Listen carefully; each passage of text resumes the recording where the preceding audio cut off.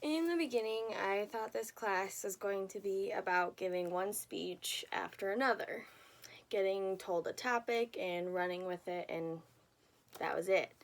I didn't know that I would be diving into the world of communication and learning that communication is more than just a basic conversation with a friend or a stranger.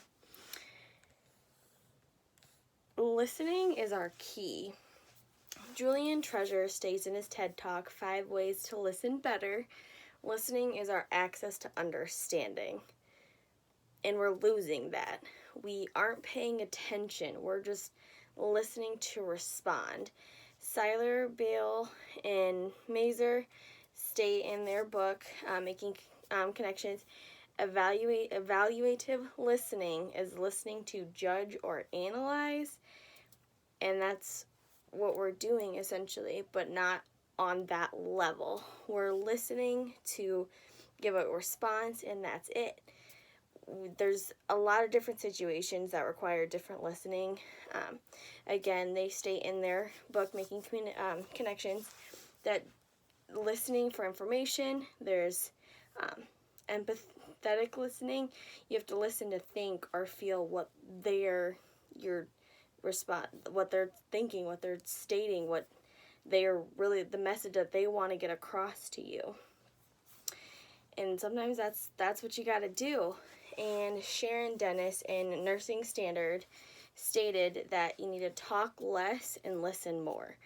You can really accomplish a lot more on that state of things, because if you're talking less and listening to more what someone is saying to you, you can pick up on some of the cues that they might not know that they're stating, but if you're listening instead of just trying to respond, you can get more from that, and you can, like she says, you can accomplish more. Anxiety gets the best of us all. I am one that has anxiety a lot. I don't like giving speeches, and that's probably my biggest point, is anxiety is what gets me the most. There's communication apprehension, which is it's an anxiety syndrome, which is actually severe, and that was something I wasn't aware that there was. I knew there was anxiety, I knew there was like speech anxiety, stuff like that, but I didn't know that was such an intense thing. The body just does chemical reactions, things just happen. There's different symptoms though. There's pacing, there's shaky voice, there's swaying, but there's non-visible cues like you're hot, you have butterflies. Those are things that people don't always know that you have. And to help with anxiety, you need to practice. That's something where I always wanted to run through the speech maybe once or twice and go with it. But in reality, the practice boosts your confidence. You get the familiarity with the speech to where for this, the extemporaneous style isn't memorized and it's not off a script. So it's kind of a little bit of a happy medium.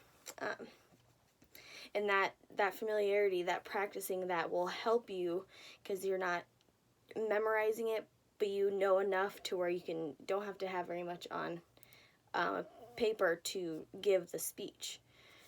And that really can help. Group communication is important and really hard work.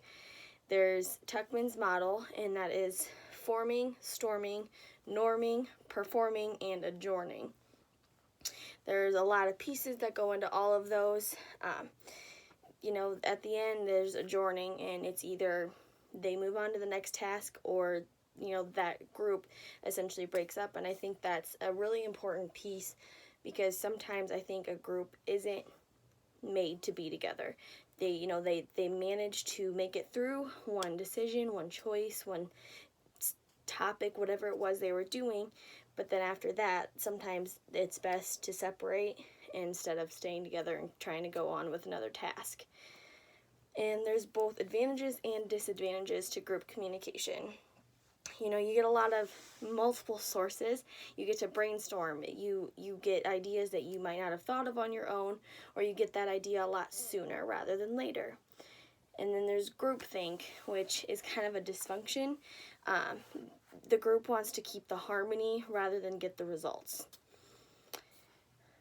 in the end, this class has taught me a lot about communication. There's so much more to working in a group than meets the eye. Listening is becoming something to do to just respond.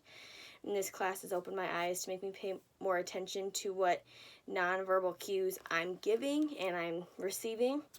I have ways to help my anxiety when giving a speech that I used to ignore or not take seriously. Practice is really a good thing when it comes to giving a speech. I still don't like giving speeches, but I now have tools that can help me give a speech if the time would ever come, thankfully, to this course.